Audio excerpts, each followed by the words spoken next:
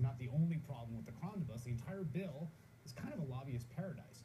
Because in a Congress that doesn't have earmarks anymore, a big spending bill is the place for lawmakers to shove their pet projects and gifts to big donors.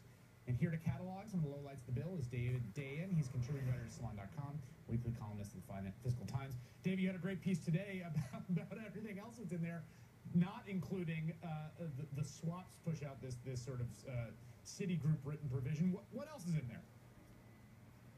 What isn't in there? This is really, they call these kind of bills a Christmas tree, where there's all kinds of ornaments adorned on top of the bill. And most of them, as you said, are really gifts to lobbyists. I mean, for example, you have the change of 40-year rule that pension benefits cannot be cut for current retirees. And now, with a provision, a rider in this bill, you can cut pension benefits for current retirees in multi-employer plans.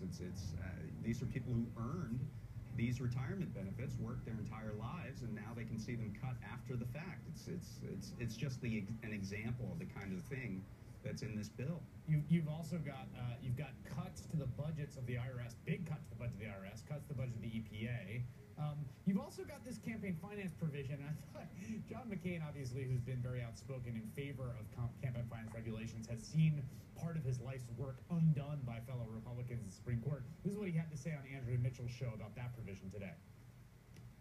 The sponsors of that are so proud of this, again, loosening that no one will claim credit for it. I guess it was one of these immaculate conception deals. But, Andrea, there will be scandals in America because there is just too much money washing around. And there will be scandals, and then we will do reform. You can go all the way back to Teddy Roosevelt, where there have been cycles of reform, corruption, reform, corruption. We will do that. I thought that was pretty apropos, but also it's sort of like, well, this is the scandal right here, what you're documenting in this bill, including the fact that in a kind of perfect circularity, it's giveaways to big donors and also increases on the amount those donors can contribute. Yes, exactly. So you can ensure that there will be more giveaways to big donors upcoming because there's the incentive is there, and they can give even more money to the donors. And John McCain can talk all he wants about it, but I wonder how he's going to vote on the final bill.